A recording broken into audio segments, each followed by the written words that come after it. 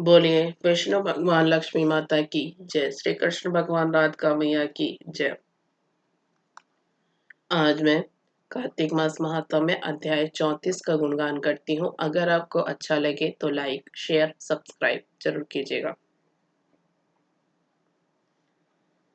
हे सूजी, पीपल का पेड़ शनिवार को छोड़कर सप्ताह के बाकी दिनों में क्यों नहीं पूजा जाता? सूजी ने कहा, समुद्र का मंथन करने से जो रत्न देवताओं को मिले उनमें से देवताओं ने लक्ष्मी और कोतुम मणि भगवान विष्णु को दे दी थी। विष्णु भगवान जब श्री लक्ष्मी जी से विवाह करने के लिए तैयार हुए तो लक्ष्मी जी ने कहा, हे प्रभु, जब तक मेरी बड़ी बहन का ब्याह नहीं हो जाता आप मुझे छोटी बहन से ब्याह कैसे कर सकते हैं? इसलिए आप पहले मेरी बड़ी बहन का ब्याह करा दीजिए, बाद में मुझसे ब्याह कीजिए, क्योंकि यह प्राचीन नियम है। सूची बोले, लक्ष्मी जी के ऐसे वचन सुनकर भगवान विष्णु ने लक्ष्मी जी की बड़ी बहन का ब्याह उद्दालक ऋषि के साथ कर दिया। वह लक्ष्मी बड़ी कुरूप थी, बड़ा मुख, चमकते हुए दांत, श्रद्धा के समान शरीर, बड़े बड़े नेत्र और रूखे बाल। महर्षि उद्दालक भगवान विष्णु के आग्रह पर उससे ब्याह कर उसे वेद मंत्रों की ध्वनि से गुंजाते हुए अपने आश्रम में ले आए। वे ध्वनि से गुंजित हवन के पवित्र धुएं से सुगंधित उस मनोहर ऋषि आश्रम को देखकर वह बहुत दुखी हुई।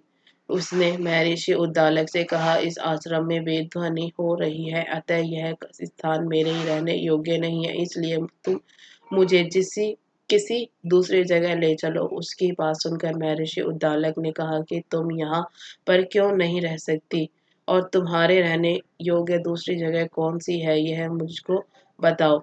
लक्ष्मी ने कहा, जहाँ पर वेद की ध्वनि होती हो, अतिथियों का सत्कार होता हो, यज्ञ आदि होते हो, उस स्थान पर मैं नहीं रह सकती। जहाँ पर पति पत्नी आपस में प्यार हो, पितरों के निमित्त यज्ञ होते हो, देवताओं का पूजन होता हो, वहां पर मैं नहीं रह सकती। जहां पर दिन रात पति पत्नी लड़ते हो और जहां से अतिथि लोगों का सदा निराश लौटते हो, जहां पर पूज्य वृद्धों, सत्पुरुषों तथा मित्रों का अनादर होता हो, और जहां दुराचारी, चोर, पर स्त्रीगामी प्राणी रहते हैं, जहां पर गौओं का वध, मदपान, ब्रह्म हत्या आदि पाप होते हैं, वहां पर मैं प्रसन्नता पूर्वक निवास करती हूँ। सूजी ने कहा, इस प्रकार लक्ष्मी के वचन सुनकर उद्दालक का मन मलिन हो गया।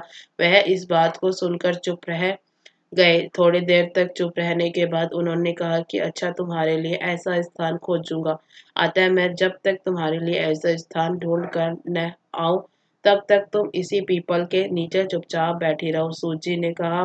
महर्षि उद्दालक उसे पीपल के नीचे बिठाकर उसके रहने योग्य जगह ढूंढने के लिए चले गए, लेकिन जब तक बहुत समय तक प्रतीक्षा करने पर भी वापस नहीं लौटे तो लक्ष्मी रोने लगी। उसका बुरी तरह से रोना लक्ष्मी जी ने बैकुंठ में भी सुना तो वह व्याकुल हो गए। उन्होंने दुखी होकर भगवान विष्णु से कहा, ए प्रभु, मेरी बड़ी बहन लक्ष्मी पति के त्याग देने से अत्यंत दुखी हो गई है। हे नाथ, यदि मैं आपकी प्रिय पत्नी हूँ तो आप उसे आश्वासन देने के लिए उसके पास चलिए।